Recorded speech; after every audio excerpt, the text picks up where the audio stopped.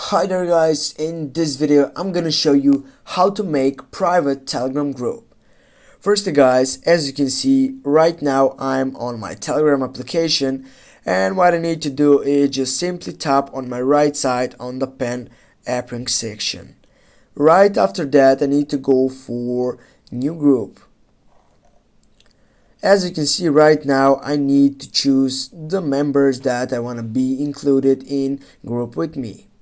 It will be this one and this one. Just go on your right side by clicking the tick side, go for group name and go just send it. Right after that click on the group. As you can see on the right side have a pen, when here you have the restrictions, you have the reactions and also the group type. If you go on the group type by tapping on it, here as you can see you have a public group or you have a private group. Right now the group is private and I'm going on my tick side on my right upper side.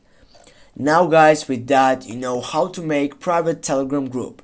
Thanks guys for watching, thanks for the attention, don't forget to hit that like and share the video. See you soon.